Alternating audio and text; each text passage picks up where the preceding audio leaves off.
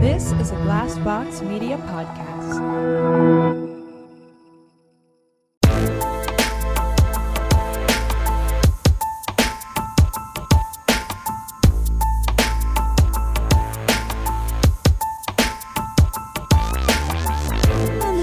I said your dick is on my list. That dick is on my list. And we're recording. Yeah, we are. Hey, everybody. Welcome to My Worst Date. I'm Cassie. I'm Keegan. I'm Christina, and we are talking about Bill Hader. Listen, we've had several people send us this. They know that we are interested in this information. Yeah. Christina specifically. Specifically, Christina, but also I'm like, I'm that Kim Kardashian in the bush gif where I'm like, oh. No, Okay. as soon as I saw that, because Rachel Bilson says, of course, like the one thing that she misses about her ex, Bill Hader, is his big dick. And I was like, I knew it.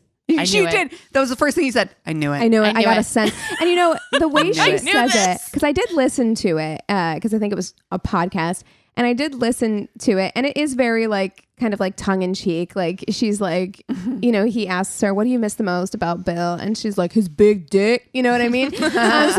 But it's a joke, but is it a joke? No, it's not a joke because Yeah. that's not the first thing that comes out of your mouth if he's got a mediocre or average size dick. Yeah. You just aren't going to be like come out of the gate with it. That's been in your mind. That's been sitting Ruminating, back here, marinating. just marinating on that's the biggest dick I've ever had. Can you believe the size of Bill Hader's dick is what keeps you up at night? It must have been you guys, something. I'm getting sweaty. It really must have been something because she said that breakup was so painful. Aww. She said it was more painful than childbirth, the breakup, okay. which that's what I thought. I was like, that sounds like somebody who didn't dramatic. almost die during childbirth. Yeah. it feels very dramatic. You're showing your childbirth privilege. Truly. Yeah, she's like, I sneezed and it came out. Yeah, bitch. Yeah, I got really because we have a friend that actually got to film with him this week. Be directed and I was by like, him for Barry. I was like, does anyone know Bill Hader? Yes. And now the call is coming from inside the house. It is. It truly is. I did say, did you ask him if he's met your friend Christina yet? I know. He hasn't yet. He has not yet. Yeah. But it's weird too. Totally. Because we've only been talking about it for 4 years. It'll happen. Are you prepared for that to happen? There's Bill Hader? There's going to be a time where we're going to meet Bill Hader. And I'm so bad at meeting celebrities, especially celebrities that I have talked about. I break out into full cold sweat. Are you going to be okay? No, Christina? I'm not going to be okay. Out. Do you Time know the how fuck awkward out. I am in real life normally? Yes. Let alone. Yes. And I love you two so much, but your cool zone is so low. No, I can't. We met another podcaster. I know. I'm not going to name names here, Keegan, but I'm not going to name who we met, but you literally, you break tripped out in front of them. You bumped into me, almost spilled my drink on this person. It was the most awkward. I love you so much, but we're not even talking A-list celebrity. We're talking we're talking podcaster. Most people wouldn't know them if they ran into them at a Whole Foods. But this is not just a celebrity. This is also your 3 celebs you're allowed to cheat. You know what I mean? Yeah. It's your cheat list celebrities because they are so hot to you that you can't. So I'm not only is he hilarious and amazing and a celebrity, but I'm also yeah. How people. What is your cheat list celebrity? Because it's been a while since I've done this. I haven't. I think you need a re-up every couple years. 3. I have Bill Hader, Michael Fassbender, and Matthew Good. You've thought about this. You have thought a lot about it. I don't even know. Shit. I really don't know. I'd have to think. I have a very rich imagination. Clearly. Wow. No, listen. I as well, but it's been a while since I've thought about this. So I have people on my list my list had John Legend, which I you had Tom Hardy. Taika is on your list. But Taika wasn't on my original list. I feel like it's time for an update. Yeah. I think Taika is definitely on my fucking list now. For fucking sure. Do you know somebody who I don't know if they were on my list, but I was like, yes, I get the internet thirsting so fucking hard after this man. That was Lee Pace. Lee Pace? Okay. I'm like, wait, we gotta look this guy up. Who Lee Pace is. The internet goes bananas for this man, and he just got married. Oh, I'm just like, oh, it's okay. I'm sorry. She said. I'm so sorry. Ooh, yes, he is hot. Is he in the new House of the Dragons? I think so. Yeah. Tall. Why am I not finding this guy? Tall King Lee Pace. Oh, Pace, no, not Case. He's Thranduil, the Elven King in the Hobbit. He's trilogy. in the Hobbit. Yes. Yeah. He's worked a lot. He's 6'5". Oh. He's also gay, so I didn't stand a chance anyway. Yeah. I'm sorry. It's okay. Yeah. It's okay. I mean. Although my short king, also Tolkien related. Mm-hmm. Elijah Wood is joining the Yellow Jackets cast for season 2. Love nice. I love it. I can't wait for season 2. I'm really excited. His vibe is perfect for that show.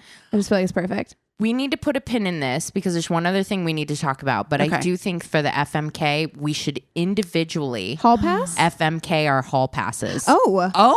I gotta find 3. So think about it, marinate on it, because right. I have the best news today. Ooh. Good news is hard to come by. News is news in most days, and it's just not fun. But I smiled today. The sun shone a little bit brighter because motherfucking Andrew Tate got de-platformed. Fuck this motherfucker right now. Which is great. If you don't know who Andrew Tate is, good he's for you. Fucking if you don't know who he is. Actually, God bless. Don't look him up. Don't give him any views. He's a misogynist. He's a piece of shit. He's awful. My husband today told me, I was like in the middle of work, and I was like, because I showed him that video I sent to you guys about the guy who was like, I'm gonna act like this guy and be like, oh, I don't do dishes anymore because I'm a man. At any rate, my husband was like, this motherfucker said that he doesn't rape women, but he's also a man and he wants to do what he wants to do. And I'm like, no, that's why he has to be deplatformed, because he's also said things like rape victims bear responsibility. Yes. Are you fucking... Yes. Dude, he's in Romania right now because I think he's running away from human trafficking. Oh, fuck this charges. So he's fucking terrible. Yeah. But the one thing I wanted, do you know that he charges men $8,000 a month to be in some sort of weird group with him? Honestly, and I'm like, if you have $8,000 extra a month, what the fuck are you doing hanging out? I don't know, because I don't have Tate? $8,000 extra a month. I do not. I cannot imagine. This man is playing you. He is a grifter. Did you see that? I sent you his chart. They're like, this is the worst chart I've ever seen. It's chaos. It's absolute fucking chaos. No, but it's actually very, very scary. It's an easy thing to kind of like joke about. But the prevalence and acceptance of this like weird quote unquote alpha male doctrine that's happening on the internet, that is just misogyny. Like it's just pure violence and misogyny. And it's so prevalent. And it's actually like, it's scary because it leads to real world violence. That's right. Absolutely. And I'm like, what is alpha male about giving another dude $8,000 a month? I'm sorry. That's the most beta ass shit I've ever fucking heard of in my life. There's nothing fucking alpha about that at all. There is something so homoerotic about the like alpha male like community. Like they think that they're so like getting bitches, slanging bitches, like, but I'm like, really, the way that you guys simp for each other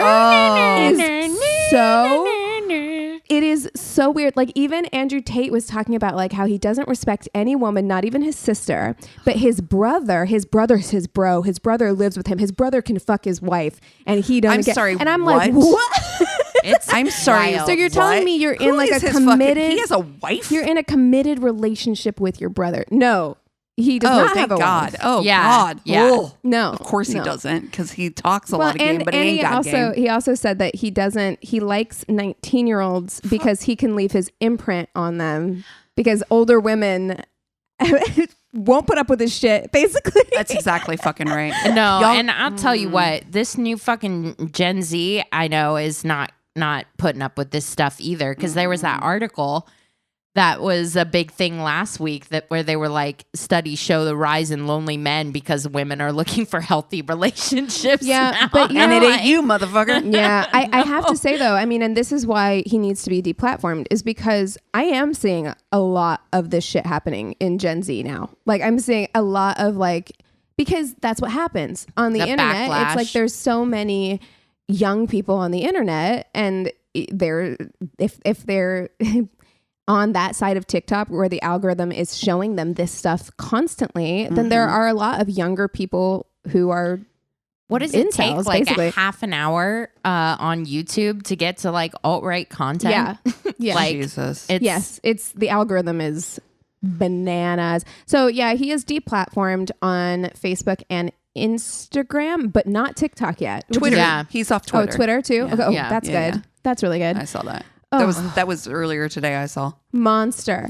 But yeah, he's still him. he's still Discord. He's You know what, huge though? on Discord I'm and glad Twitch. to get him off the main platforms, though, to Right. be honest, because it's true. These people do need to be deplatformed. Yes. They do not need to be, putting their claws into any more people. No, hate has to have consequences. Absolutely. It's time to stop compromising with That's people exactly right. who don't have There's any, no there's both no- sides to No, this kind of exactly. violent misogyny. Like there is just you can't be like, well, devil's advocate. Like No. sorry. Like No. some things are just like, this is the right thing and this is the wrong thing and that is that. And you cannot go spreading this shit on the internet, because we know what social media does to all of us. Like not just young people whose brains are still developing, but all of us, Right. Like, Yeah. are susceptible to this kind of like confirmation bias and radicalization on the internet. You can't just let people go on there and say that, hey, it's okay to be violent No. towards a group of people. Yeah. Exactly. Anyways, so good news on that front. We can Yeah. all rest Good easy. riddance. Good Bye riddance. bye. So now let's get back Funsies. Okay. Okay. All right. to I our figured mine hall out. passes. I Okay. haven't. Oh, All right. Cassie, what All are right, yours? I'll tell you mine real quick while you think of yours. I know, no pressure. I'm sweating. Anderson Paak. I'm going to give you some. You know. I do love him. I know you do. Yeah. Okay. Okay. All right. So I'm sticking with Tom Hardy. He's staying on the list. Okay. Staying on the list. What about Tom Cruise? Isn't he on your hall pass list? He was not. Well, that was when we had a Fiverr. I had a Fiverr at some point in my Old Spice. Oh, Remember? okay. Oh, Okay. okay. But since we're only got a three hall pass, I'm going to stick with. I'm going to do Tom Hardy, Chris Pine, and Taika Waititi. Okay. I can't believe you didn't have a Pedro Pascal on yours or something. Oh no, mine is I have I think like an Excel doc in my brain with literally formulas, different categories I and am ratings. not lying. I don't know that I have ever actually thought about this in a serious way. Well, we've done this before. We had our Fiverr. We had our fives. This was really early podcast I don't days. remember that. This might have been one of the episodes that we were like, we need to put this up on the Patreon because the sound isn't even good. I don't remember that because I don't think I've ever really sat down and thought hall passes. This is who it would be because I feel like that's such a big. It's such a big thing. You know what? I'm going to surprise myself here a little bit. Right. I don't know all of them. I'm going to put Rihanna on my hall pass. Okay. Oh, hell yeah. Are you kidding? Rihanna is on my hall pass. So hot. She's so funny. Beautiful and funny and fiercely independent and successful and all of those. I'm just I think I would melt into a puddle of nothingness if I ever met her in real life. Okay. Who else? You know what? I love Anderson. I'm gonna go Donald Glover though. Oh hell yes! I think Donald Glover would be above Anderson Paak for me on my hall pass situation. You're right. Then that's a good one. Who else? I feel I have to pick someone who I grew up adoring. Okay. You know, I feel maybe I need a nostalgia pass. A nostalgia Ron pass. Weasley. Elijah. Wow. Elijah would. You already dated him. Right to the heart. No, I dated him already, so I know what it's like. No need. Oh no. No. Gosh, that's hard. Like a Jonathan Taylor Thomas or Was that even in your, or is that more mine? Oh no, I loved him. Oh yeah, yeah. But I was JTT. very boy crazy. Same. So definitely, he was the one, he was the teeny bopper one for me. But I don't think he would be like a hall pass pick for me. It's Elijah Wood. What are we? Why were we even? No. I don't know why it keeps coming into my brain. I'm going to go with Michael B. Jordan. Okay. I don't even know if that's that like... smile. That tracks. It just keeps popping up. So I don't know cute. if it's because at work there's an enormous poster of his face every time I walk up to go to the... So I see him every day. Yeah, so maybe that's it. So I'm going to go with those three, yeah. Get a picture of you and him. I know. Selfie. Well, hello. All right. So I'm going to fuck, marry, kill. Okay. Matthew Good. Strong. Bill Hader. Michael Fassbender. That is good strong. luck. Oh. Good luck. Michael Fassbender is so fucking hot. Oh, what about Hot Priest too? I didn't even think about him. Michael Fassbender, I think, is an Aries, if that helps. It does. It does. Because I know it may help you eliminate somebody. I am going to marry Bill Hader. I love his sense of humor. I think he's incredibly smart. I think he has a dark, serious side. You have to say this because there's an opportunity for you to possibly like meet him. I know. You're like, I have to say this. I would marry you. Your life would be so easy.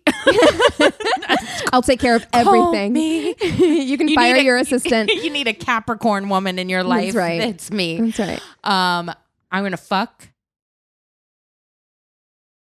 I'm gonna fuck Michael Fassbender because I think he's better in bed than Matthew Good.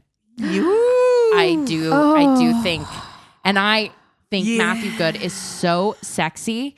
Oh my God. See, you know what's weird? Wow. I think I would actually fuck Matthew Good because there's something dark like and a darkness. Yes. Right? Yeah. I'm like, there's a darkness in there that I'm like, that man, he's going to choke you to the little. I see that with Fassbender. I kind of see that with Fassbender too. Yeah, but I know. His is more overt. I feel like Matthew Good's going to be a little sneaky. Little sneaky. Yeah. Little snake. Yeah, no, I'm gonna stick with it. I'm gonna fuck Michael Fassbender and kill Matthew. You can't go wrong. Yeah, Really, no, there. You had a solid grouping. You did. I'm not gonna lie. Truly. I mean, this is Strong. a strong grouping. Yeah.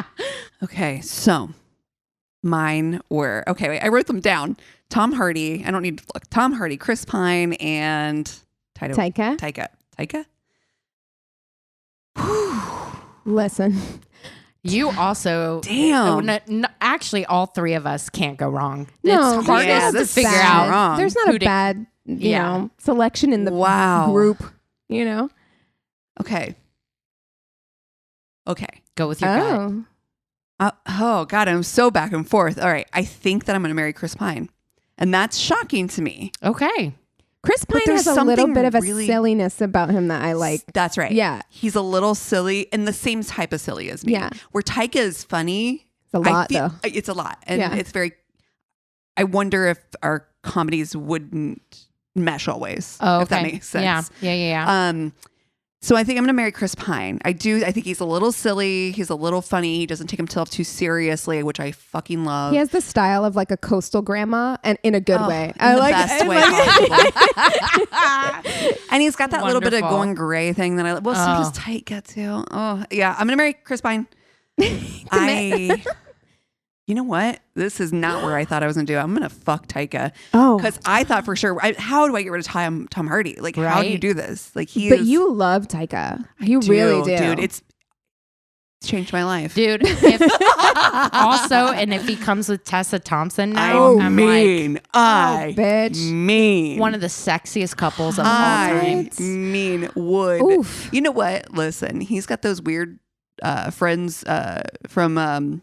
oh my God, what's the show? Oh, what we do in the shadows? No, the other one that he did, the boat one, the Commodores one, or the Our Flag Means Death. No, his first one. His friend. He's got like those friends from his early days. Flight of the Conchords. Thank you. Yeah, I was like, it's this. Yes, I was like Pictionary over here. I'm flying. My charade's flying. Flight of the Conchords. Those guys who are also fucking hilarious. Yeah, that hang time would be epic. It would be, but don't expect to get a word in. No. Like in that group, you're just like, I'm just here to watch you guys have fun. Exactly. just Which it would be fun, truly. Taika, God, he is so fucking hot. And I feel like he is full of spice. Yeah, I mean, and I've said it before because we talk about Taika a lot. I'll say it again. I've been within mere feet of that man, and the energy is palpable. I can bet. And he's tall too.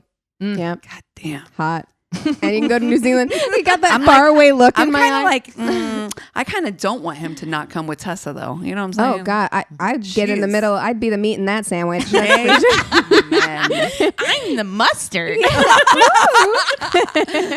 Slap my ass and call me mayonnaise. Please name this episode that. Call me mayonnaise. Oh, my God. Okay. I've got Rihanna, Donald Glover, and Michael B. Jordan. Yeah. Now, look, this is actually kind of perfect because Donald Glover came out recently and he was wearing this like glam rock outfit. Ooh. It was like some kind of like stretchy lycra situation. And like he had like, I think metallic eyeshadow on. It was very Bowie. And all of the love him so much. Alpha males were losing their fucking mind about like the like men aren't men anymore, and all the women. Thank God for it, because all of us ladies over here are like, hello, feral over this picture of Donald Glover. I'm sweating right now. Very hot. I know. It might be because the air conditioner turned off, but I am sweating. Yeah, no, it's hot. I'll show it to you guys after this, but I find him so hot, so talented. I also find it really appealing that he kind of stays out of the public eye a little bit. Like I like that because I'm like, oh, you know, we could do all the funsy stuff. Yeah. We could get dressed up in glam rock and go out. Yeah. And then when we don't want to, we can just be little hermits and hide. So marry or fuck. It's really hard because also marrying Rihanna would be a very fun life, a different kind of fun though. Yeah. I think I'm going to marry Donald Glover. Yeah. Like, I think that that's just going to be a really fun life. I do feel like he could get really into his work, but I also feel like I'm okay with that. But you can too. You get really into your work. So and I like alone time too. So I'm like, that's cool. We can go into our separate rooms, our separate offices and do our work. And I think that would work out really well. And I'm a fuck Rihanna. Oh, wait. Michael B. Jordan. He's so hot. He's so hot. That smile. I know. Those lips. Million watt smile. You know, it's probably a good thing that him and Steve Harvey's daughter broke up because the teeth on that baby. If the two of them had a baby. Oh my God. I'm just saying. It reminds me of the kings of comedy when they talk about like those teeth. You give somebody a fucking hysterectomy. You better not be eating nobody out. I'm just both of them. I'm like, that's a lot of teeth. It's strong beautiful. Teeth. I could use more teeth. I feel like we'd balance each other out that way. But I think I can't turn up an opportunity to fuck Rihanna. I was just gonna say, I just feel like I gotta. Oh my God. You guys would be like friends with benefits. Yes. You know what I mean? Oh, it would be so much fun. You would be like baddies. It would be amazing. Yeah, and she's got that baddies. Yeah, I just saw them like instead of besties, like walking down the street together, like hot girl walking. Oh, I love it. So it's slow-mo for some reason, even though it's in real life. I think I gotta do it. Like I do think that she's the type who isn't gonna get weird if you are friends with benefits. Like it's gonna not matter. Like you guys can like she got shit going on. She got a baby now. Busy. Like you guys can like fuck and then you can go shopping. Exactly. And it's totally okay. Yeah. Yeah. And nothing against Michael B. Forever and always love you. But the people I eliminate, I'm like, but you're still on my hall pass list. No, you're still there. So know. Don't worry. No, you're still there. Don't worry. Hope you're not worried. Yeah. Hope you're not worried. We know you might have been. And we want to assure you, don't be worried. You're still on the list. I'm going to meet Michael B. Jordan. He's like, I heard what you said about me. Oh, no. Okay. That was really fun. That was a good one. We do have a new patron. Yay. Yeah. So I want to give a big worsty welcome to Kathleen McKiddish. Hi. Hello. Hello. Welcome to our Patreon family. I hope you enjoy it over there. I hope it's cozy for you. Yes. Please let us know if you have any suggestions for anything you'd like to see over there. We would love to hear from you. Yeah, we got the Tainted Love movies over there. So we review all kinds of fun movies. You guys are the only ones that get that. We've got lots of fun stuff over there, including our first 20 episodes. So if you're just joining us and you really need to know the genesis of it, go over to Patreon. It's only $1 and you get to listen to the beginnings of My Worst Date. Yeah, lucky you. Yeah. Also, too, I think now is a great time to remind our listeners that we have a freaking live show coming up. No big freaking deal. Big freaking deal. Yeah. We are going to be having our live show here in Los Angeles. It's on October 28th. Yes. That was an 8th with a question mark. I was like, 28th, right? Yep, 28th. And we also, not only if you're in Los Angeles, you can come see us live, but if you're not in Los Angeles, don't worry. We are actually selling tickets for an online, so you can watch it up to 7 days after. It's really cool. So you get to see the show. Yeah, you can miss out. watch it live at the same time if you want to. Just, watch it at the same time while we're performing. There's a live stream link. Or if not, it's available afterwards. So those tickets are all available on our website. Yeah. Yep. And that's myworstdatepodcast.com. Yeah. Well, you guys want to take 5 and we'll come back with stories? Sounds good. And we're back. All right, Cass, kick us off with stories. All right. Sounds good. The story starts off. All right. I had a bad date that made me feel like I was on the show Punked. On my very first date with a woman, she showed up looking way different than her profile. So I was already a little caught off guard, and seeing her. Then, after exchanging greetings, she immediately blurted out, I just got my second DUI last night, so I'm not going to be drinking any alcohol. Okay.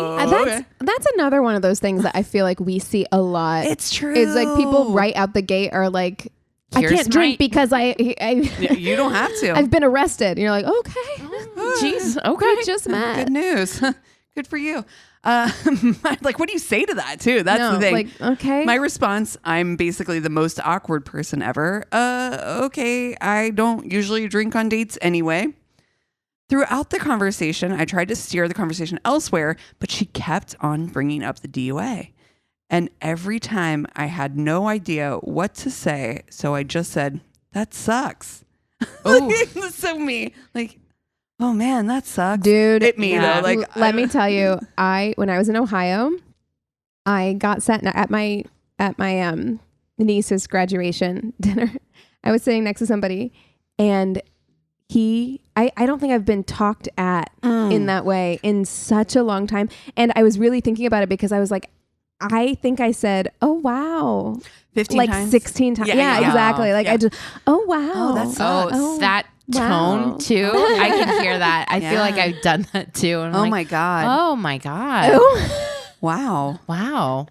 Oh my God. You don't even know if it's applicable to what they're talking about. You're just like, oh wow. Wait, we're totally sidebarring, but at work today, we only work till noon on Fridays, and we were having, like, I think everybody in the office was having a Friday. Yeah. Where we were like, oh, we're done. We're done. We were literally on a call. It was like me and 2 other my coworkers, and like one of the directors who was on the call, she's like, the other person was like, oh, something, question about something. And she said a question. She actually asked the question. And our director was like, okay, guys, well, if that's everything, I'll talk to you guys next week. I was love it when that happens. Okay, bye.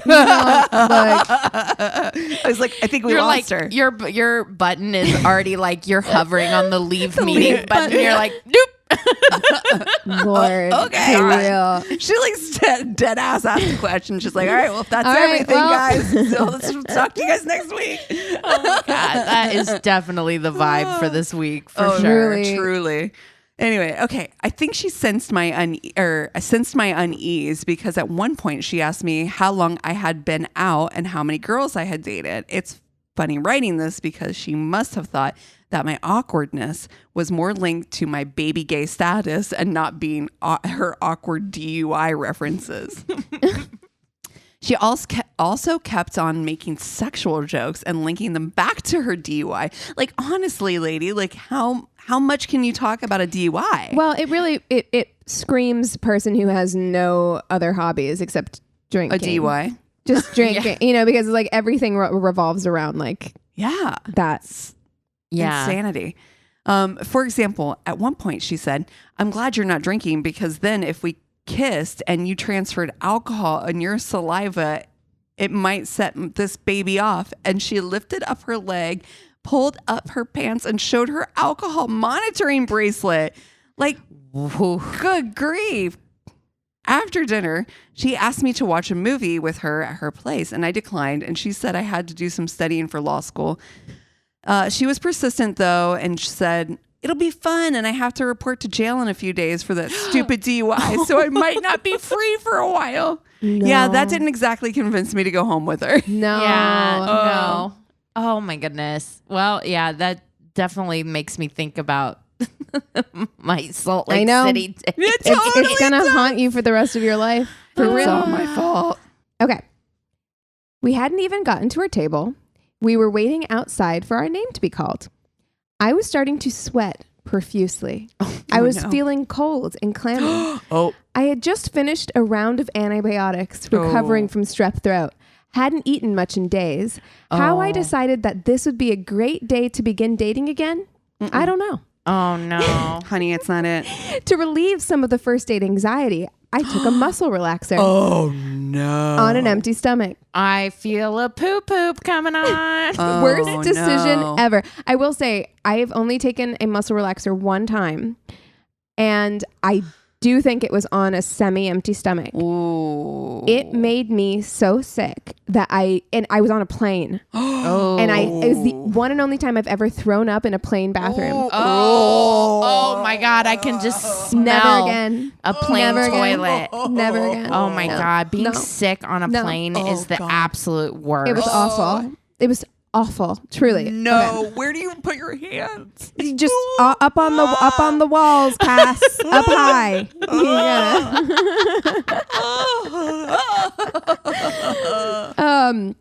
I was leaning on a street sign for support of my now jelly legs, listening to this gorgeous, tall drink of water tell me all about himself, while desperately trying to hold myself together. I heard his voice start to fade. Oh, no. I felt myself losing the ability to function properly. Oh, you're going down. I thought, this is it. This is it. This is where I lose it. Gripping the street sign, I gently danced around the pole. He thought I was about to do a striptease for him. And then no.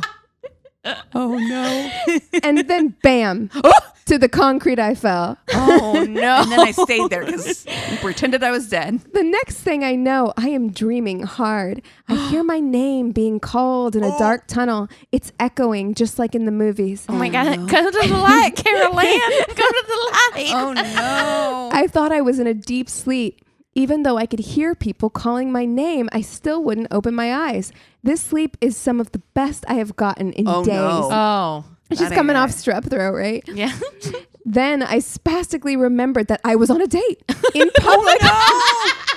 She's like, just leave me here at the corner of Michigan and Washington Street. I'm tie-tie. Oh, no. It reminds me of that Vine that's just like, I'm going to take a nap right here.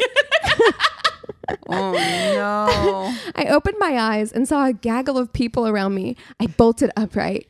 People advised me to take it easy. Super embarrassed, not only for me, but for my date. How mortifying. He was gone. No. They got me water, sat me up. I'm thinking, did I piss myself? Oh, no. Oh, no. I'm looking around for evidence of defecation. Oh, no. Thank goodness, no. Okay. Get yourself together, girl. You got this. Slapping yourself in the face. Get it together. This is the time to use your minor in theater. Minor in theater. My date helped me up and walked us back to his truck. Thankfully, I didn't get nauseous until after the gentleman dropped me off at home. You're like, I believe I have the vapors. I have the vapors. I need to go home. I made him wait in the car as I went to the bathroom, and it was messy. Oh, no. I think this date is over. Yeah, don't wait just in the tell car. him to You know go what? home. Yeah. I apologize. I am just getting over something. I took a muzzle relaxer on an empty stomach. I am not telling you that part of the story, but I am going to tell you that I am just getting over being really sick. Yeah, I'm ill. I humbly walked out to his truck to tell him I was donezo for the night. I gave him a protein bar for his long drive home. Here's one for the road. Here's a Nature's Valley. Have fun driving. Oh, great. Because those things like just leave shatter. shit everywhere. Yeah, they shatter. Just one bite in and it's like half of it's on you. Somehow this is funnier because she said, I gave him a protein bar for his long drive home. And then there's just smiley face.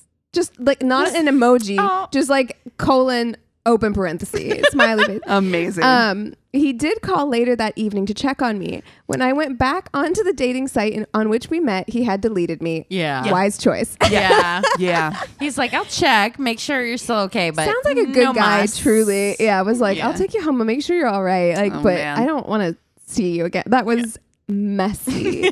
And in public on a street corner, she was like, night night. I'm tight. CP. Sleeps. All right. I got this story from Reddit.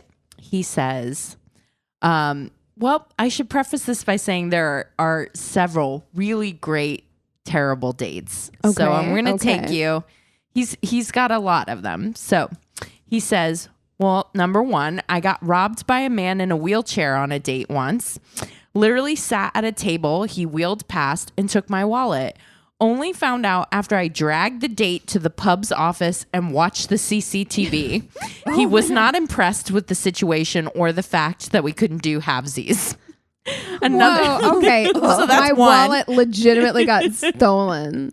I'm not trying to. You saw it. It's on the It's camera. on the tape. I Roll did back the tape. One more time allow for it. this guy. We'll allow it. Two. Another time I was on antibiotics. Oh, no. Why? Common theme. What's happening? Stop it.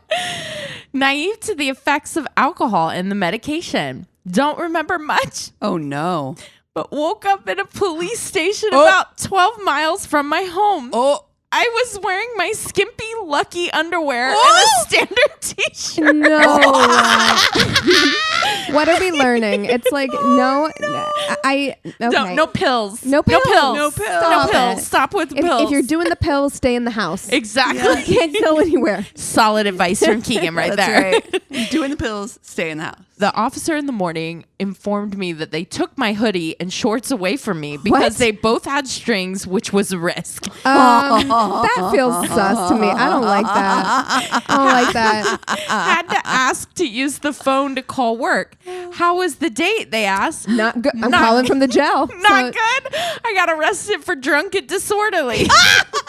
Left the police station, and as I was walking out, bumped into an old school friend who asked, "Hey, what are you doing here?"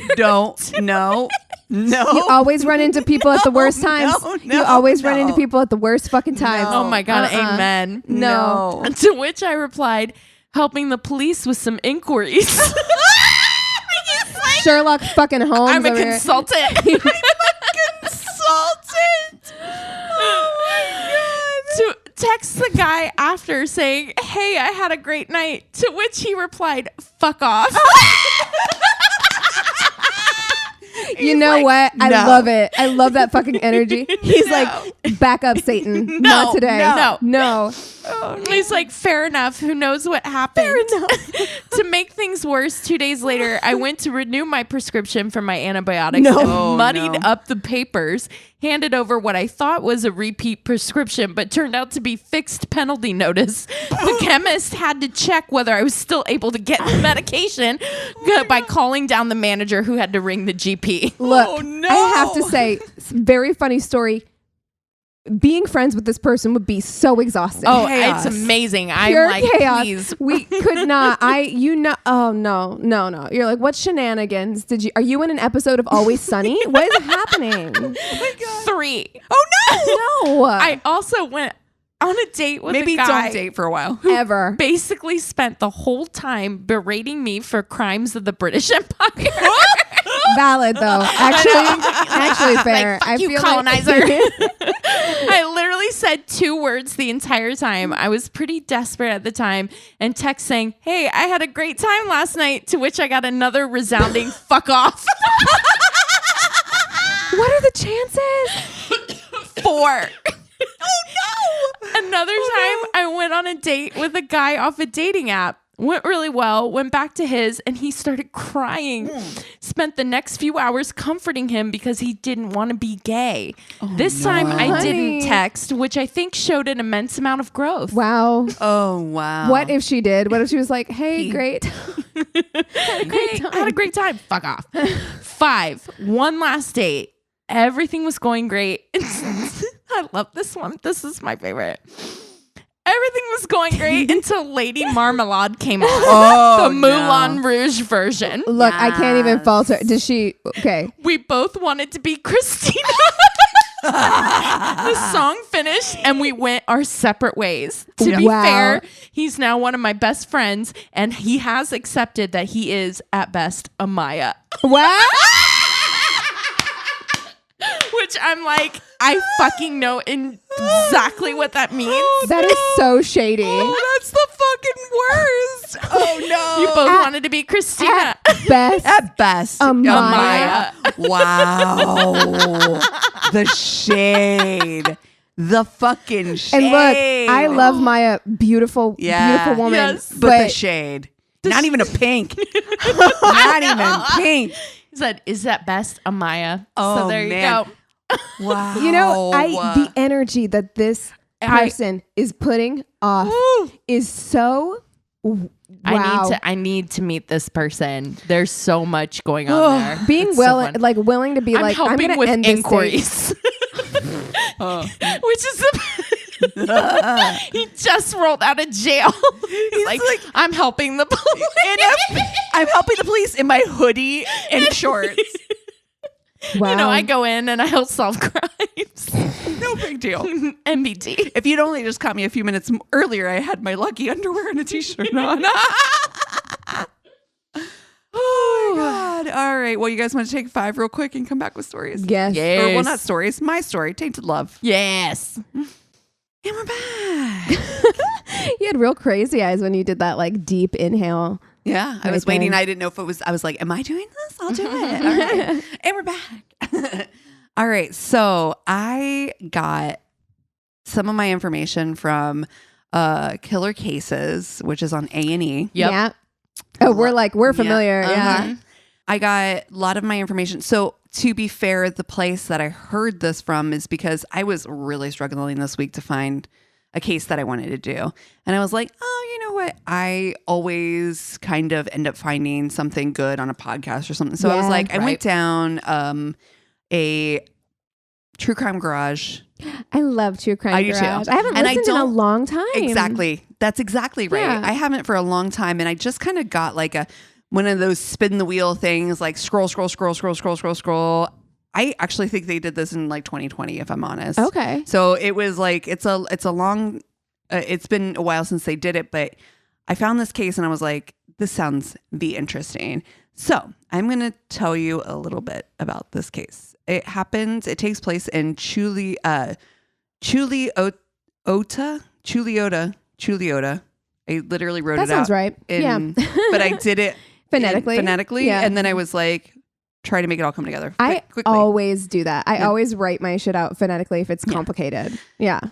Chuliotta, Florida. This is north of Orlando. So it's like in the kind of central Florida area.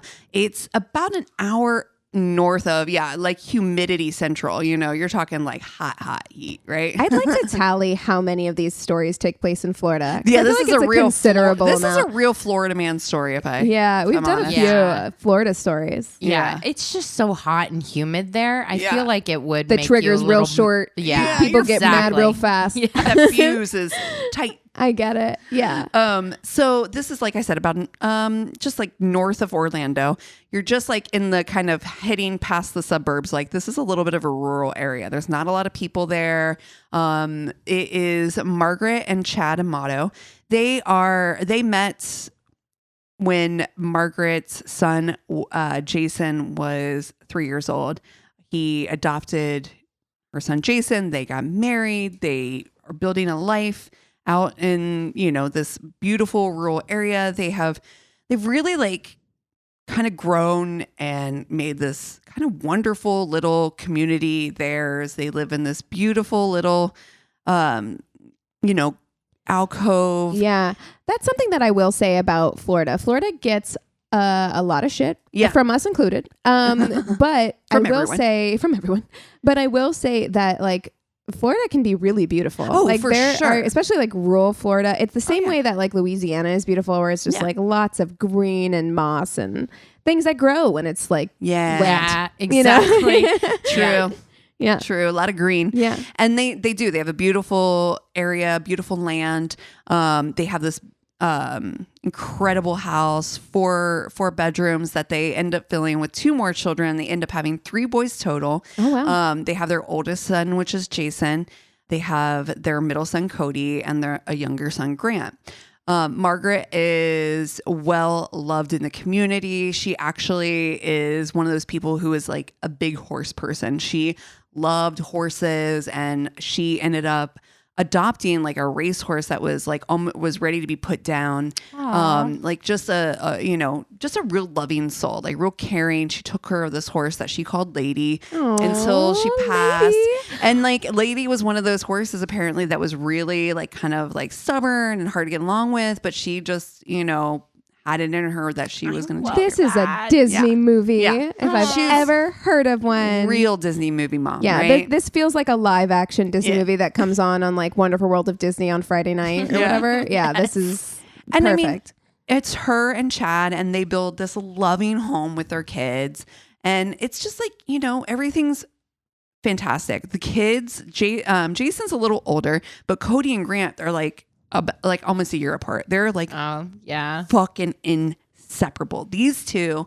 are like thick as thieves. I mean, imagine this is like growing up with your best friend, because these two are like, well, my brother and I are 11 months apart. We're not even a year apart. So I know what that's like. Like you grow up, you have a built-in bestie. Like you do everything together, because I think it can be one way or the other. Like you either absolutely are stoked because you have like that built-in best friend, or you're like, fuck this. We're always going to be competitive. We're always going to fight. And I think that has a lot to do with family dynamics in general. How do your parents treat the two of you together?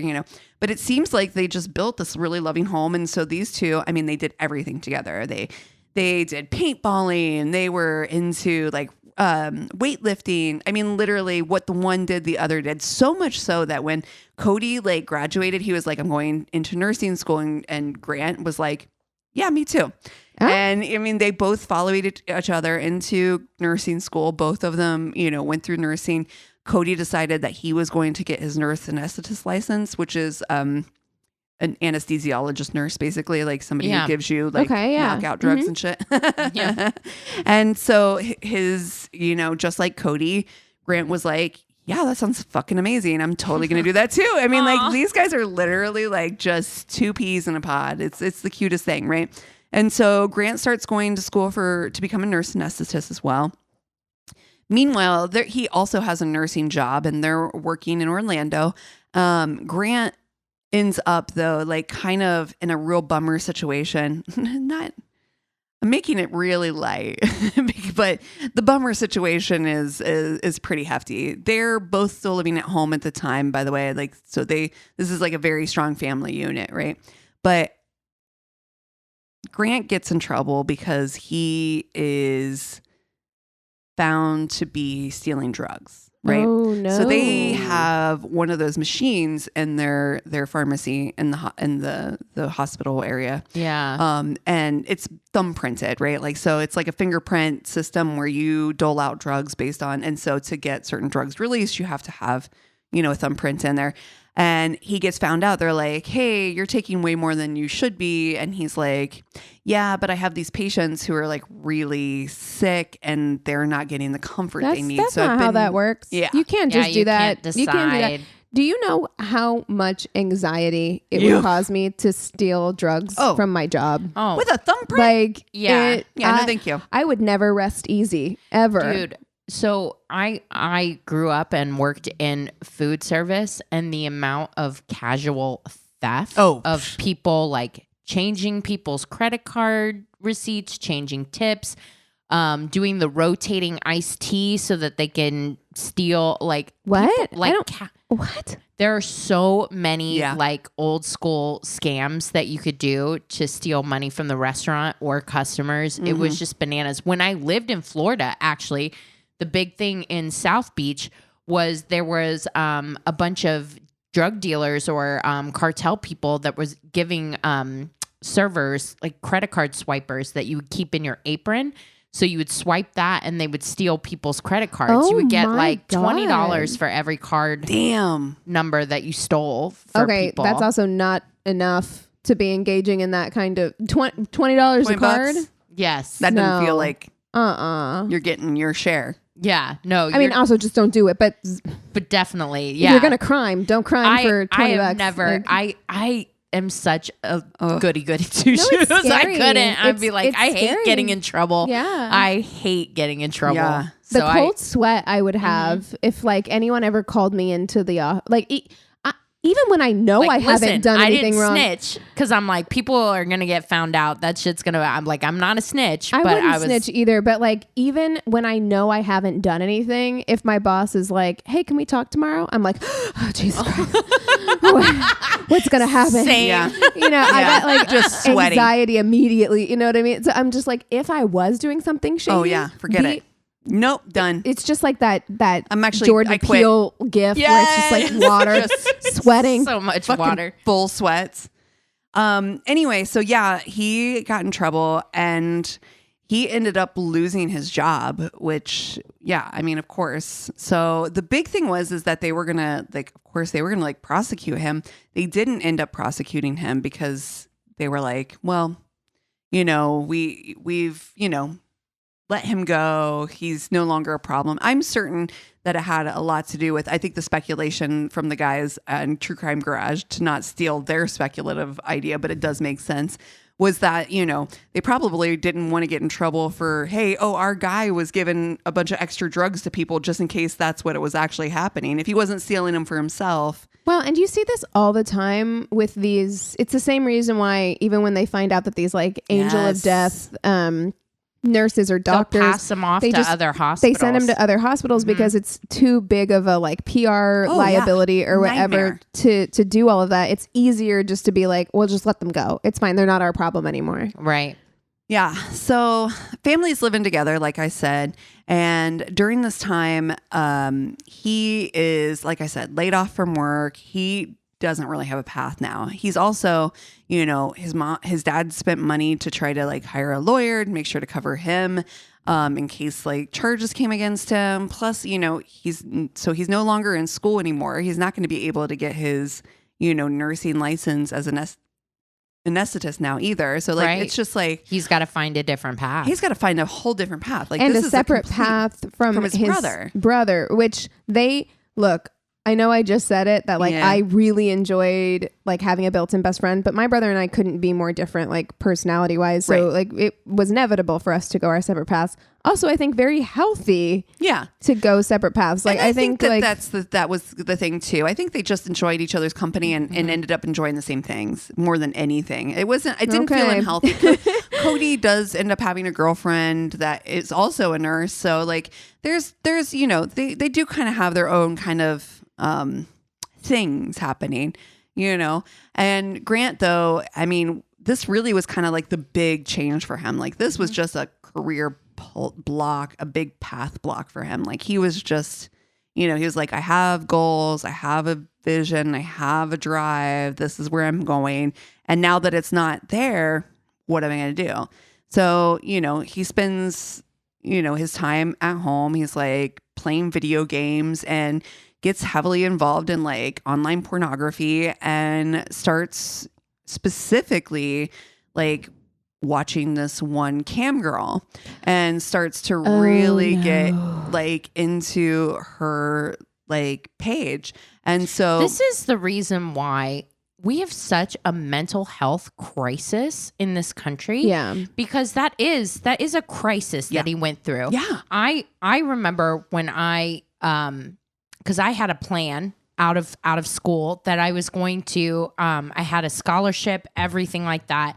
And it predicated on being Army, ROTC. And so I started school And I was going to do that because it gave me a path into the FBI. I wanted to be an FBI agent.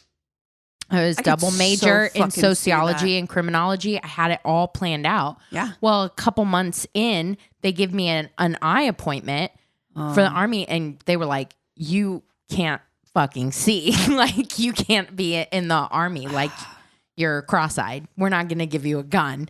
So having that wrecked and pulled out from under you was a huge mental health crisis for me. Yeah. I ended up hugely depressed, panic attacks, that sort of thing. I couldn't leave the house for like a month. That's 100% what he's going through. He's literally having the same thing. He's having panic attacks. They diagnose him with depression. They're like, he doesn't have a path. Yeah. And so I didn't have the money or the ability to seek mental health treatment at that time, which is how I ended up at Shadowbox, working at Shadow, which, I mean, listen, it worked out the way that it worked out. But yeah, I can just, if there was like more available mental health care, when you have a crisis like that, you have the ability to like talk to somebody and work something out that's healthier than what it sounds like the path that this gentleman is going to be walking down.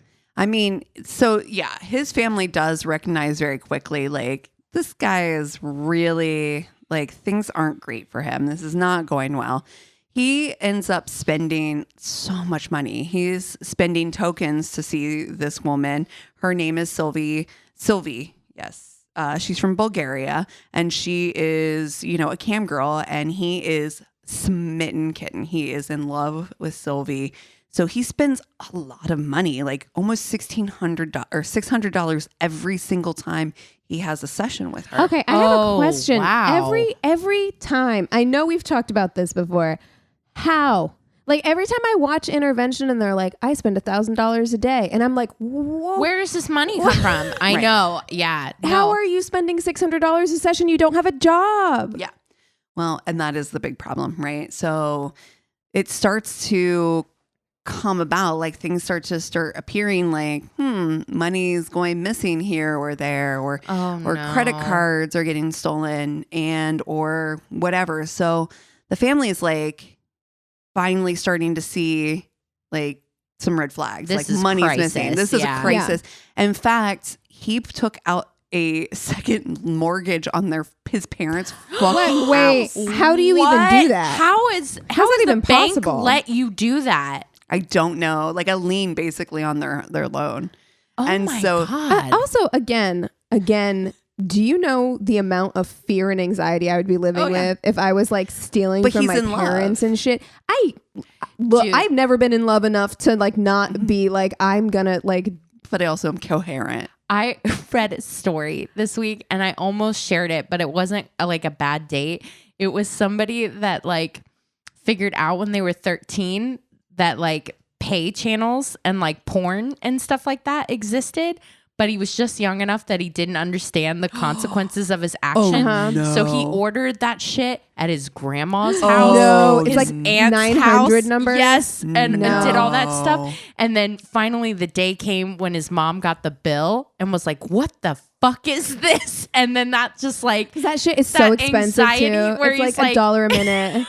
where he's like, he knew it was not just his mom's house, but his grandma, his aunt, and it's all this like porn stuff, and it was like, Good Girls Gone Bad. Or Okay, I'm sorry. I'm packing a bag. We're packing a bag. I don't care. I'm 13.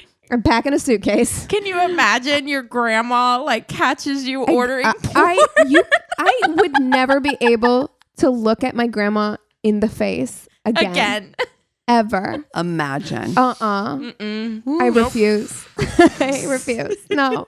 Oh my God. Anyway, so wow, God. Grant has very similar stories. He has been using his dad's money. He's been using his brother's money, been stealing credit cards and just getting away with everything. Like, just so is this a sex addiction, a love addiction? What is this? He is absolutely obsessed with this girl, Sylvie, and Sylvie keeps feeding it because she's like super into him too. So and she's making money in all the ways that she possibly can be, right? But also, if he was diagnosed with depression, this may be like the only kind of dopamine jolt that he's getting for sure. Absolutely. And he's not only is he spending like $600 a session with this girl, he's sending her expensive lingerie. He's sending her sex toys that she's using to perform for him. And so like he's sending this shit to Bulgaria. Like, it's expensive. This shit is expensive. Well, sex toys are expensive, just period. And she's sending him letters to his house. So now he has her address. This all starts to like trigger the with family. His parents? Yes. So his mom's like, you're giving this woman that you met online and a cam. I'm sorry. I would have to set some real serious boundaries with my kid if they were like, doing shit like that in my house. Exactly. And they were like, that's enough is enough. And so they sent him and they were like, we love you, but you really, you have to deal with your depression and whatever is causing you to go down this path. Yeah, you have and so they sent him to a mental health facility, which he promptly checked himself out of. Wow. And was like not interested. What do you do? I feel the same way. Ended up at his aunt's house, stealing his aunt's money so that he could call. This Sylvie. Is exactly the same as what you see when you watch Intervention, right? Where it's just like, what do you do? Yeah, because it's just like you can only love them so much. You want to make sure that they're safe and they're okay, but at some point it becomes enabling to just allow them to continue living that lifestyle. It's not good for them. It's not healthy for you. Like, what do you do? Like, what do you do? Because they're adults. You can send them to a mental health facility or a rehab or whatever, but they'll check themselves out. Yeah. They'll move on to someone else because, of course, I mean, if that was my nephew, it's an addiction. I'd be like, sure, you can stay here for a while. That's awful. That's so awful. So he does end up, the aunt finds out that he's been, stealing from her, stealing credit card information so that he can meet up with his girlfriend online, his cam girl girlfriend. And the family, of course, his parents find out. His dad and his brother are like, oh my God, they're already like starting to like, Chad has been telling his friends, like, he's the dad. He's like, I'm going to, retirement was around the corner. I'm going to have to still work a few more years just to pay this down, but it's worth it. I want to take care of my kid, whatever. They offered, of course, they paid for the aunt. They're like, we'll take care of it. Just send him home. He can live with us. Tragic, man. Take care of him. You know what I mean? Yeah. But it's just, like they do all the things that they possibly can do. They're just trying to get him help and make sure that, he's getting all of the mental support that he possibly can, but he is absolutely convinced too that Sylvie loves him too. So this is, for him, this is his world. She's like you said, probably his only dopamine that he's getting at all is this person who he thinks is in love with him. But he's there. It was really sad. Like on the show I watched, The Killer Cases, he was like, there's a video of him like videoing himself, like, Sylvie, he's like, please send me another video. He's like, I really just feel awkward when I have to send you money for videos every time. It's just real.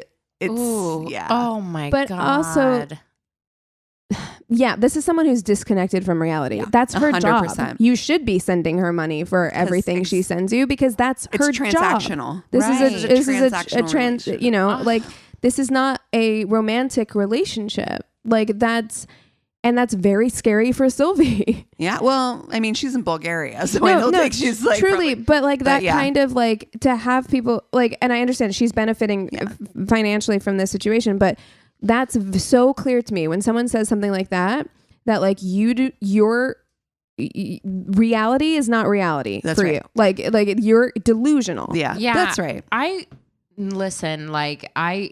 have never like done an like OnlyFans or something like that, but I think that would really, really sketch me out when somebody goes beyond the fact of like, of a transaction like that. I feel like I could handle a transactional kind of thing. But when someone starts like talking like that, like feelings and stuff, then that would really, I think, be a line for me that I'd be like, ooh, I think I need to cut. Especially if you're able to send me stuff, that does feel like you know where I'm at. Yeah. Well, I would hope she has like a PO box. I would hope so too. But know? Still, I mean, what? So outside that PO box. Wait for her to show up. Yeah. Follow her home. There's you know how I feel about obsession. It's very I know. Right? So I don't like it. I don't like it. I don't like it. But yeah, I mean, his family is just like they're beside themselves. They've done everything. They've literally done everything. Cody, his brother, was like spent like over $10,000 to take him and his brother to Japan because they shared a love and an interest in Japan and anime. God and bless his trying brother. to everything. Engage him in something else. Get him Right. outside of that. That is. And what a great idea. Truly. Like that's such a good idea. If you're like, okay, like maybe rehab won't work, but maybe I can shake something loose. Yeah. Right. Right. Yeah. Like by away like from this for a minute. reigniting our relationship. Like And something that might inspire or break something loose. Right. Yes, you know? exactly. That's, oh Yeah. God. Oh, my heart for this family is just, it's so it's so sad. heartbreaking. It really is heartbreaking. The family is just, though they do get to a point, like his dad is like fed up, you know, after the thing with his aunt and everything like that. He's like, Cody or Grant, if you're going to come live back home with us, we got to lay out some ground rules and, Yes, you know, of bare course. minimum, you owe this family an apology. You know what I mean? Right. Like bare minimum. You have to cut off things with Sylvie. You have to like no more cell phone. Like I'm going to get you a flip phone. Like How old is he at this point? He's like in his 20s. Like Okay. you're talking like 25, 26-ish range. okay. You know, he's like, no cell phone, you know, like he's just like, you have to live by our rules. You need to get a day job. I don't give a shit where it is.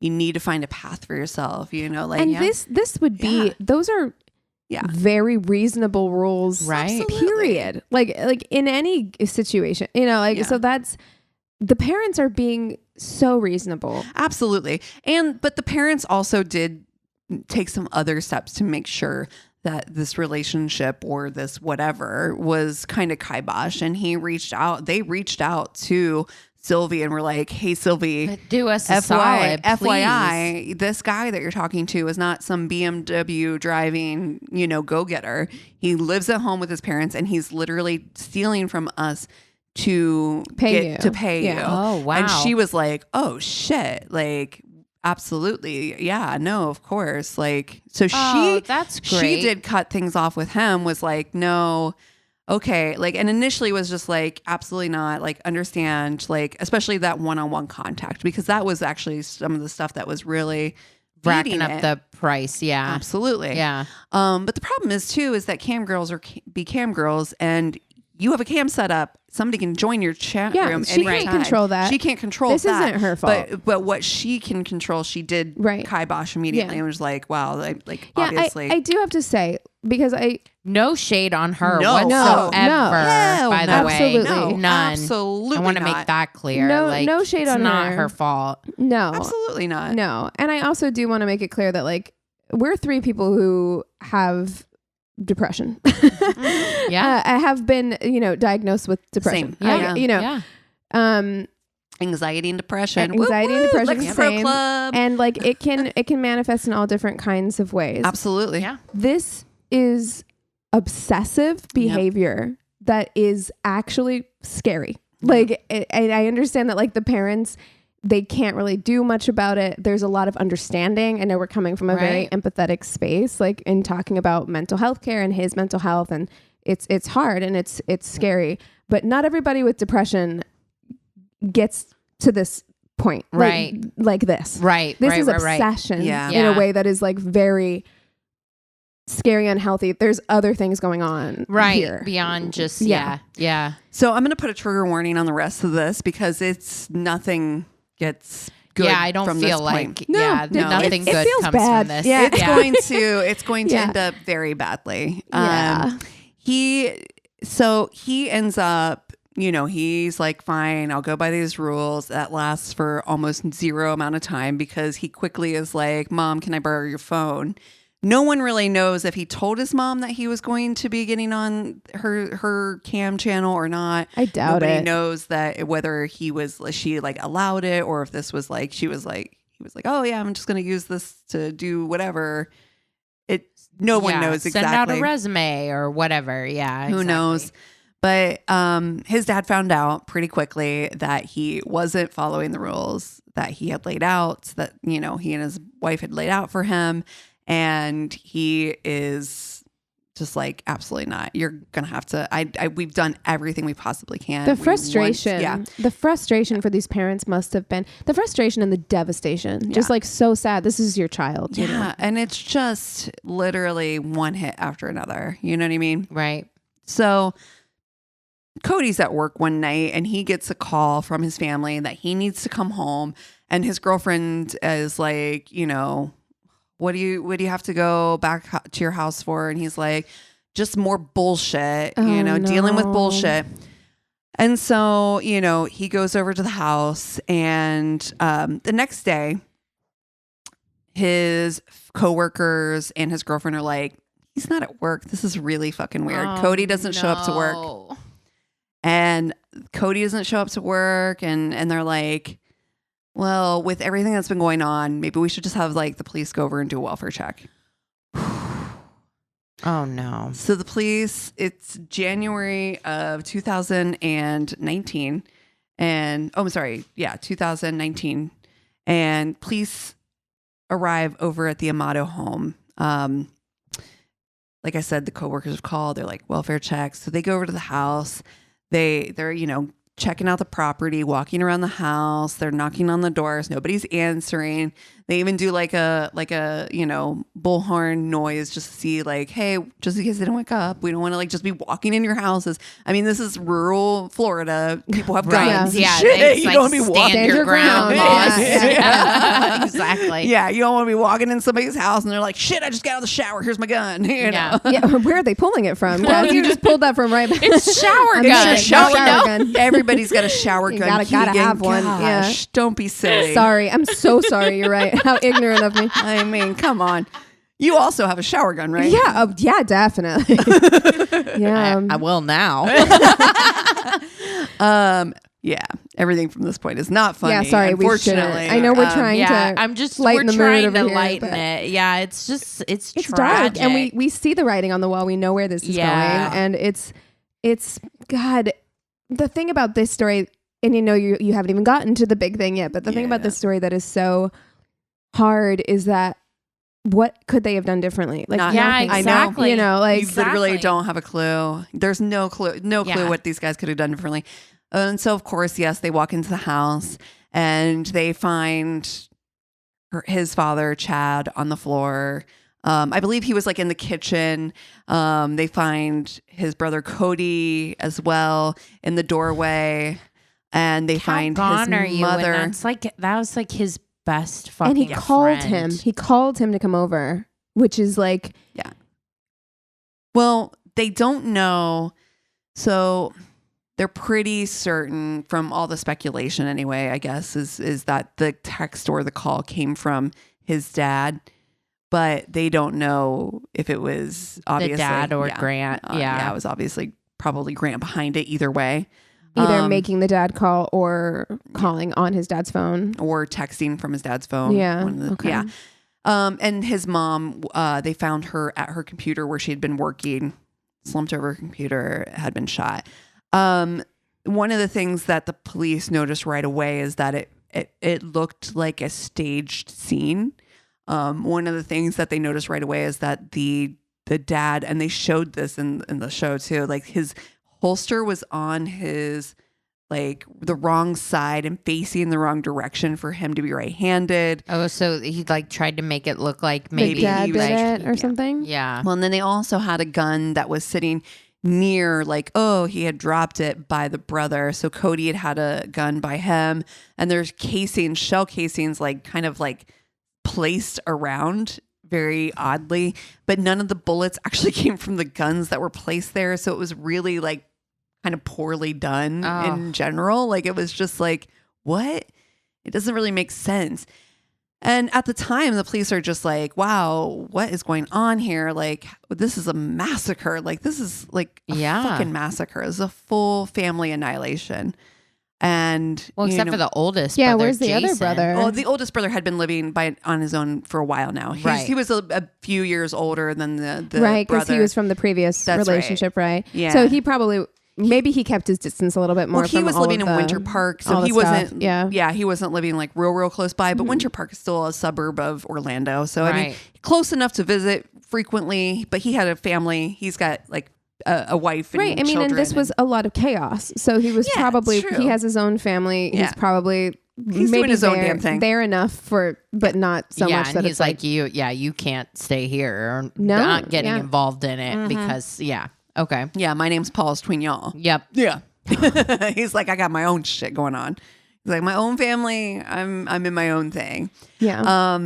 But they, like I said, so they're kind of suspicious right away. They're like, this is really like, obviously, like these people didn't kill each other. Like, right. This dude's been shot literally in the back of the head and then was shot once again, execution style. You can see like the prints across the floor. Like there's crawl prints. There's drag marks. There's things that are like so obviously like these people were placed in these positions. Right. It's just so fucked up. Where's I mean, Grant? Is Grant there? So they can't, and that's the thing. They're like, shit, where is Grant? Because we know Grant lives here. And that was another thing. They knew Grant lived there because apparently at some point they did have a suicide scare. He'd left for a while and they thought maybe with the depression and everything that he might have been, suicidal. Right. And so they knew that Grant was meant to live there. They knew that there was another person that did live in this house that was not there. So they put out a bolo because they were like, either this guy has been kidnapped, has been murdered, has been whatever, or is possibly the person who did this. Yeah. Yeah. So they put out a bolo. They very quickly find him at a DoubleTree hotel in Orlando, not very far away. And they were able to get him in custody very quickly and take him to the, this is like before really anything is, like this is like hitting the news, but not like big, right? Right. So they're taking him in. The police are like, sitting him down, sitting him down to question him. And they're going at him for a while. Like this is like, they're like 9 hours of what happened. He's like, I don't know. But the one thing that the female detective was saying right away, she was like, the weirdest thing immediately for me was he doesn't even ask why he's here. He doesn't ask how his family is. He doesn't say like, oh, are they okay? Or nothing. I mean, that would be a huge red flag. If I got called into a fucking police station, that would be my very first question. Why am I here? What the fuck am I doing here? The second I found out it had anything to do with my family, I would, of course, the first thing even if you don't have a good relationship with your family, you're going to want to know like what happened. Are they okay? Is anybody hurt? Like you would, those are very natural questions. I would be very suspicious if somebody straight up didn't ask anything. They weren't curious in any way, because I know people handle these situations differently. Of course. But that is it was a red flag for them for sure. And then they brought in Jason. They were like, this is a whammy. We're gonna bring in Jason, the other brother, and just see if maybe he can't get him to bring Jason. And Jason's like, he's fucking devastated. He's like, Mom and Dad, like, what happened? What did you do? He's like, and basically Jason was like, I don't believe you, but I still love you. Oh. And he's like, and his last thing he said to him, he's like, I'll pray for you because I can't pray for Cody, Mom and Dad anymore. It was just devastating. Wow. And, he never did confess and he kept denying it all the way to court. But some of the evidence that they had against him right away, of course, was, there was a lot. There's a lot. There's a lot of motive here. There's a lot of, one of the things that I heard on True Crime Garage, which I didn't see on the show, is that apparently when he was in jail, he was like, so do I get any money from, no shit. Yeah. Stop it. Yeah. He was asking about like life insurance. Yes. Oh, that's so fucked I just had full body like it's so really icky. Fucking awful. Like feels so gross. It's disgusting. It's disgusting. At any rate, some of the other evidence, this is you're not gonna love this. Cool. Yeah. So just another warning.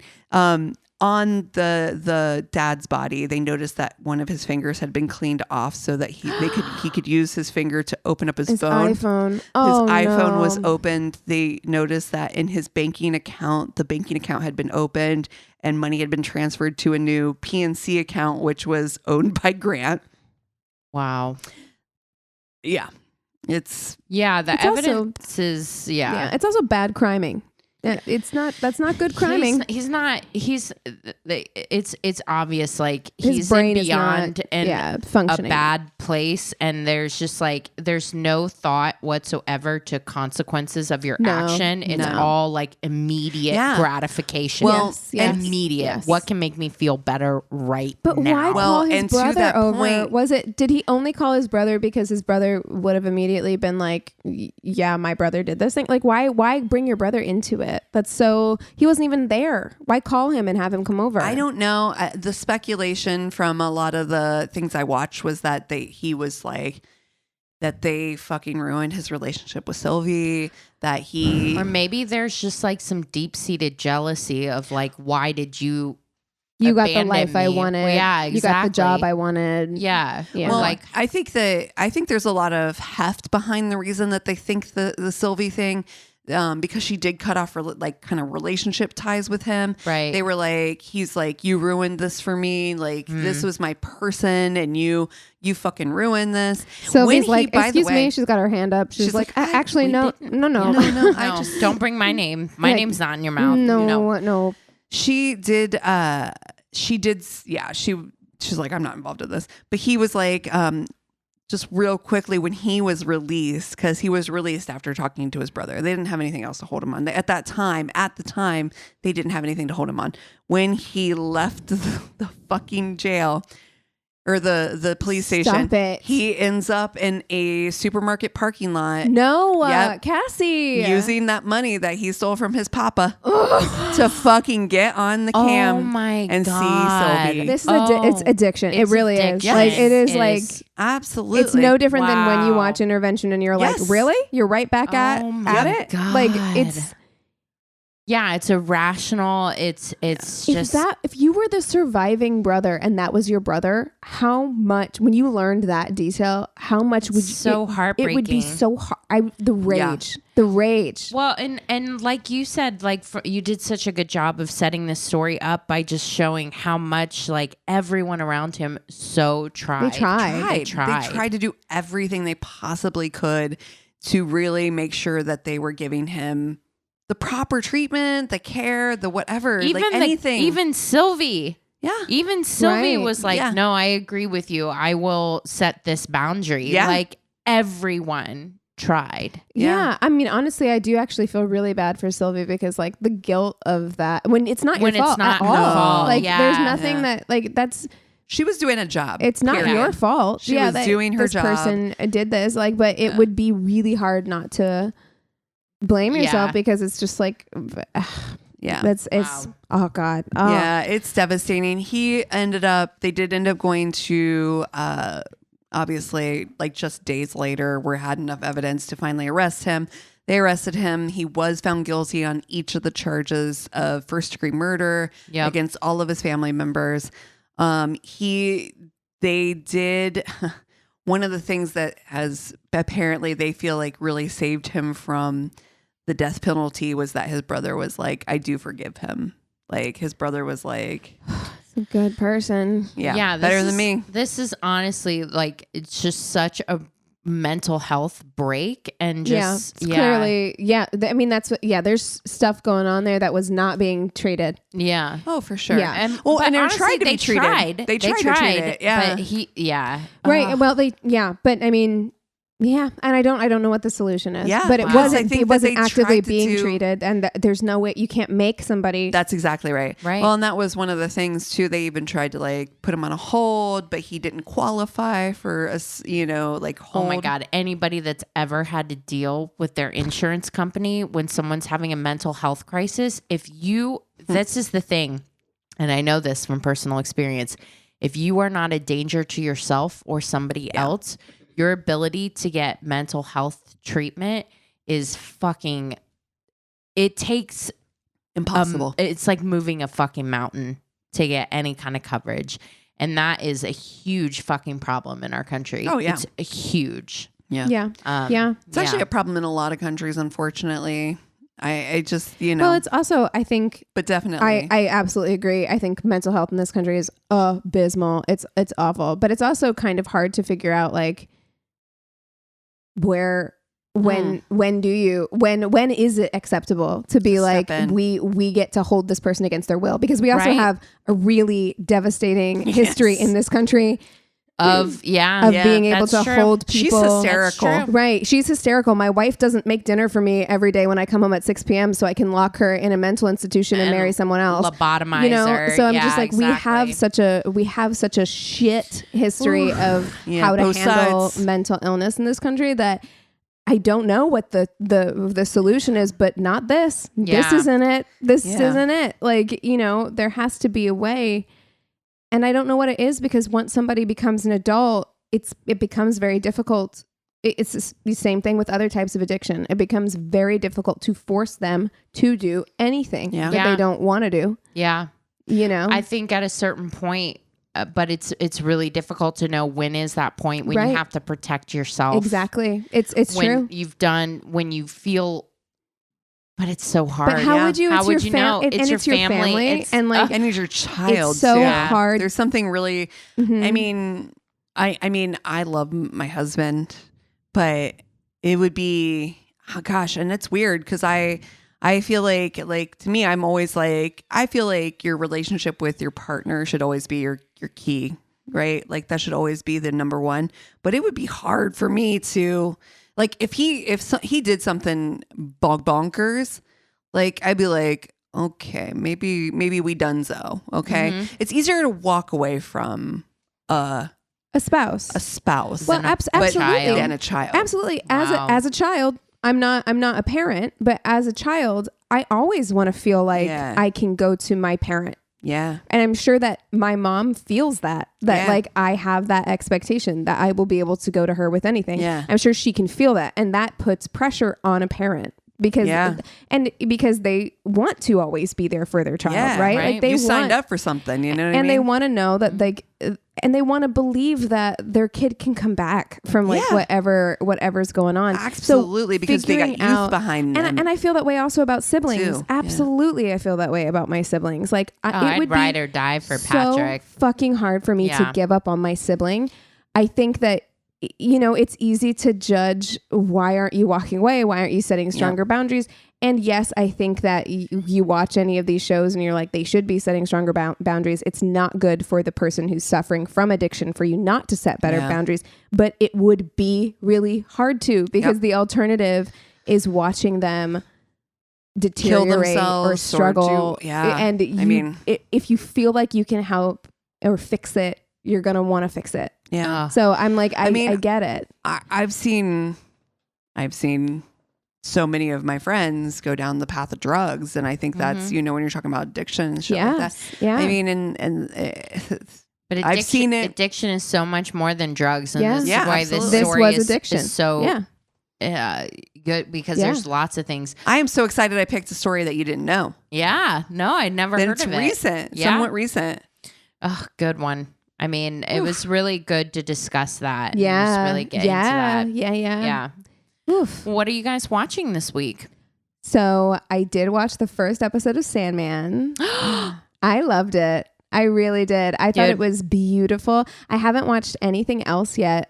Just the first episode, but 1 through 6 are a solid 10 out of 10 for me. They just released a bonus 11th episode, which is for fans of the comic. There are a lot of standalone stories in the comic.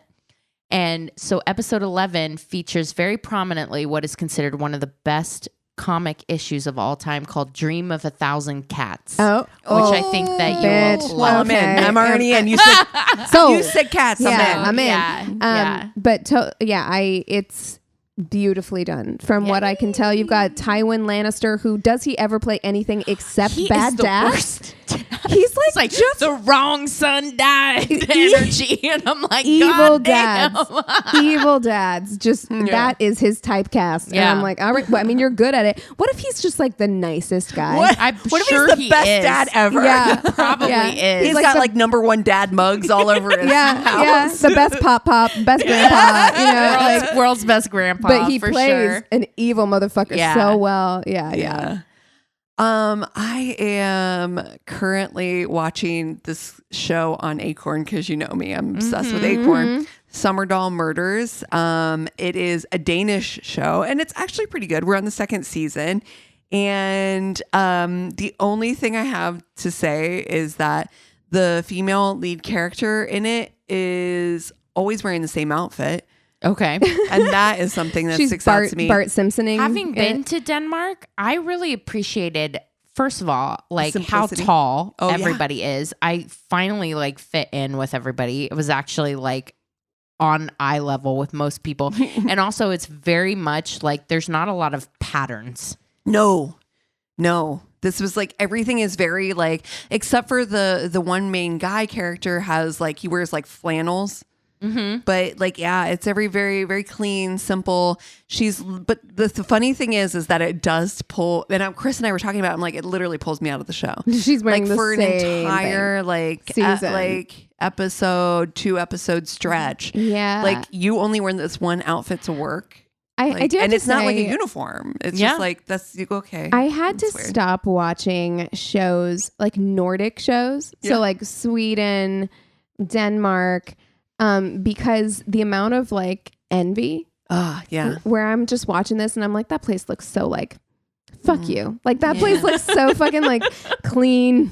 Everybody looks And really like orderly healthy and peaceful. Yeah. Everybody's super fucking chill. Even if I'm watching a murder story, everybody's like super chill. I'm like, I will say the other thing that pulls me out of the show, and Christina, as the one person who's been to Denmark, you can tell me, they are right on the ocean. They're right on the water. And they are like just jumping in, swimming like it's no big deal. And I'm like, that feels like a really cold country. yeah, but they're probably used to it. Yeah, and it was it was hot when I went because what was weird is I brought that coat because it You got that it like was bad supposed, bitch coat. It was supposed to be in the 50s, but it felt hotter there, even though it was in the 50s. It's very strange. I don't know if I can explain it better than that, but I was walking. They do so much walking and biking They're and sweating everything. constantly. There's like a maybe quick that's dip. part of it. Gotta rinse off. Yeah. Yeah. I think you might like it though. It's good. Summer Doll Murders. Very I'm not interesting. gonna lie to you. I did open my Acorn app. I was like, what is it gonna take for me to get Acorn? Because Cassie keeps talking about it. So I might just have to bite the bullet and sign up. There's so many good shows Yeah, on there. yeah. I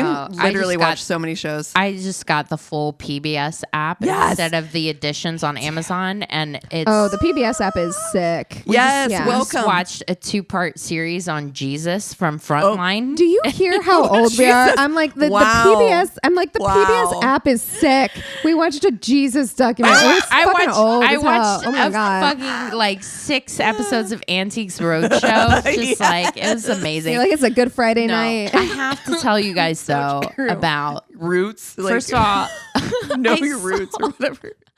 I saw The Anarchists on HBO. Very, very good. It got mixed reviews, but it's about a bunch of people that wanted to live by the anarchy that went down to. Weren't they in like Mexico? Acapulco Yeah, and all the tried people to who take lived it there were over. like, "Fuck you." So definitely recommend that. But I have to tell you, I also started watching on Amazon Prime Cosmic Love. Yeah, I need to hear all about which this. is a dating show where they have 4 singles. It was built for us. How Yes. are we not hosting I know. Cosmic Love? So there's four single people Okay. that that they're focusing on. And it represents each Well, yeah, it's element. earth, fire, air, water. Okay. Yeah. Which water did they have? Who's representing water? Pisces. Oh, they Noelle do. is a Pisces. So they've got a Pisces. They've got a Capricorn. They've got a Capricorn. And they have a stupid They have a Sagittarius. Leo. Oh, a Leo. That's Oh, right. and a- Leo. Okay. And I forget what Of course it's a Connor, Leo, though, honestly. or the firefighter is. I forget what he is, but He's any- an air sign? Yeah, but Okay. I I think Aquarius, forget. right? Wasn't it Aquarius? I completely forget. He's Okay. not memorable to me at all. Cool. Perfect.